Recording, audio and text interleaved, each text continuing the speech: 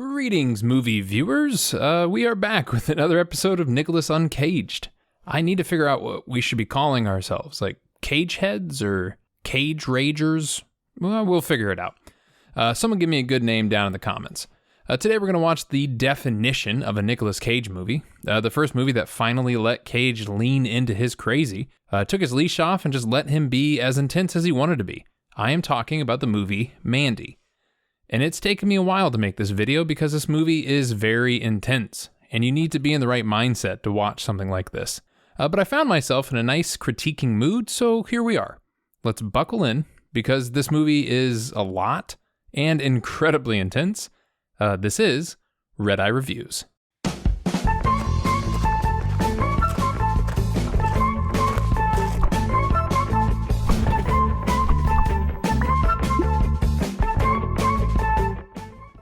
Right off the bat, I want to make a quick disclaimer. This movie is pretty messed up. It deals with some rather heavy themes and rather violent and bloody moments. I will always keep my reviews as PG as possible, and I won't show disturbing or graphic images, so I will be talking about the movie as a whole, but I'm not going to show any scenes that I feel are inappropriate for my channel. Okay, disclaimer's over, let's get to it. So as with all of my videos, we're going to start with that much needed plot synopsis. If you don't want this movie spoiled, you can skip to this neat little timestamp right here, and the rest of us will see you in just a few moments. For the rest of us, let's go. Somewhere near the Shadow Mountains in 1983, Red Miller and his girlfriend Mandy Bloom live in a cabin in the woods. Thankfully not the cabin in the woods, just a cabin near a lake named Crystal Lake. Not Camp Crystal Lake, different horror film. Red works as a lumberjack, and Mandy is an artist but works as a cashier in a nearby gas station. They lead a quiet life, and when they talk about their past, it is clear they both have lived through some psychological trauma. Red is a recovering alcoholic, he's possibly a veteran, and Mandy had a really messed up childhood. We meet the Children of the New Dawn, a deviant hippie cult led by Jeremiah Sand. When Jeremiah sees Mandy, he is struck by her beauty and orders his disciples to kidnap her with the help of a demonic, druggy biker gang called the Black Skulls. They eat people, apparently, and they do LSD. And use some of them with like a demon whistle. I mean, these LARPers take their shit really seriously. In exchange for their help, they offer them a sacrifice of this kid, which, I mean, if you didn't see this kid getting killed, that's kind of on you. So they break into the home, subdue Mandy and Red, drug Mandy with LSD and wasp venom, which is pretty intense, and then present her to Sand. Turns out Sand is a failed musician, but nonetheless he attempts to seduce Mandy with some of his folk music and claims God gave him the right to take whatever he wants. Mandy ridicules him and literally laughs in his face, and Sand is confused and upset, so he decides to stab Red, and then he burns Mandy alive for everyone to watch. And that's where things get really, really real. They leave Red alone. He does break out, and he passes out in shock and exhaustion. He drinks a bottle of vodka in the bathroom, and Cage rages the hell out, losing his goddamn mind.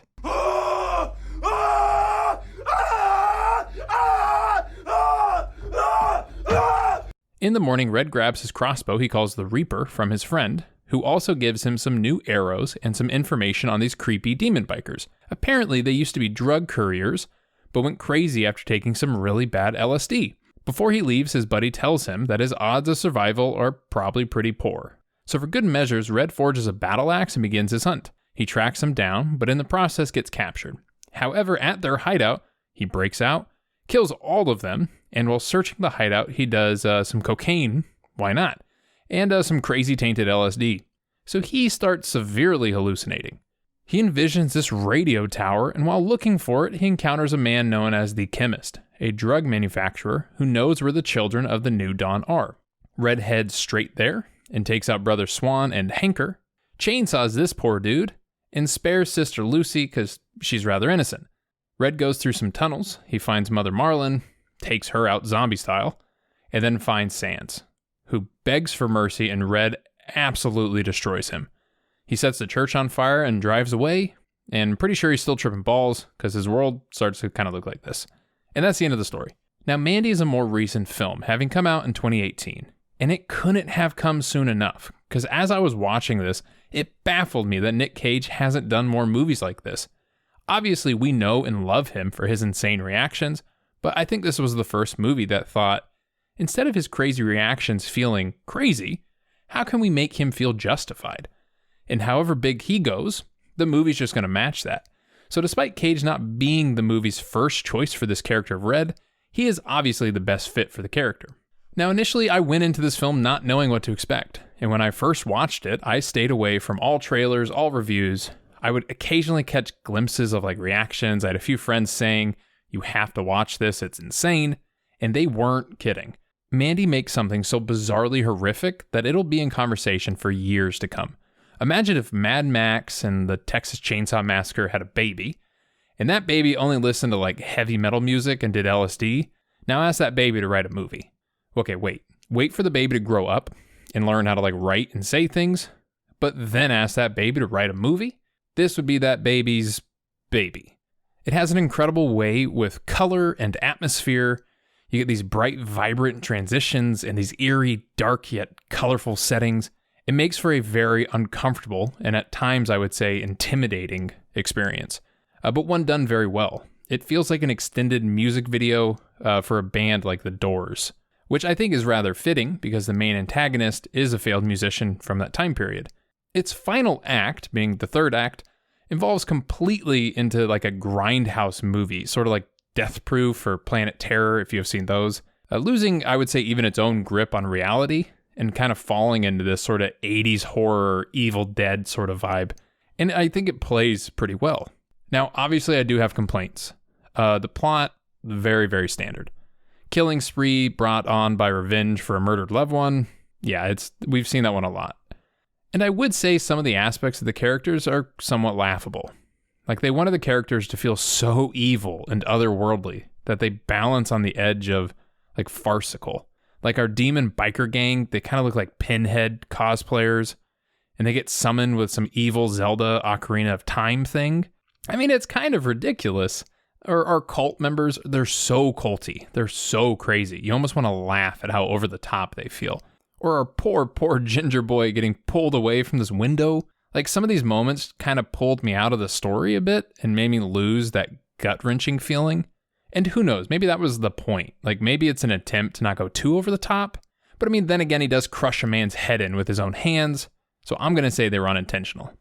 After doing some research, I did learn that in 2018, in a UK Guardian interview, Nick Cage described his performance having only just before shooting, his 14-year marriage to Alice Kim Cage came to a very sudden end, which was, in his words, a shocker for me.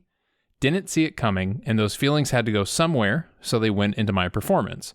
So he did latch on to some very real rage and frustration for his role, and it shows. During another interview with GQ magazine about the same time, Nicolas Cage disclosed that when the director first approached him to be in the film, he wanted him to play the role of the cult leader, Jeremiah Sand. But Cage said he wanted to play Red. Panos told him this was a story about old age versus youth, and he didn't think he was really right to play Red, so no agreements were able to be made. And then a year later, through Elijah Wood, of all people, they met again, talked about the film, and this time they explored more in detail the themes of love and the loss of love within the film. And they discussed those same themes within their personal lives, and by this time, having just been out of a divorce, everything just kind of clicked. And they felt totally confident that Cage was in fact playing Red, and that he would do a very good job at Red. All of this being said, I liked it. It's one of the most Nick Cage movies that he has ever been in, and it is nice to see some newer movies following this trend. Like Willy's Wonderland, I would say, which is not like this at all. It's still a great example of letting Cage do what he does best, and just lose his goddamn mind. So with all of this, I'm going to give it an 8 out of 10. It's good. It's a bit too much for me personally, but I would say the lighting, the color scheme, our golden boy Nick, they make it the movie that everyone should watch. Once. I would watch it once. You're probably good at one. But thank you so much for watching. Please make sure to subscribe if you haven't, like the video, leave some comments about this movie or any other Cage movies you want me to go over in the future. And until then, stay happy and stay healthy.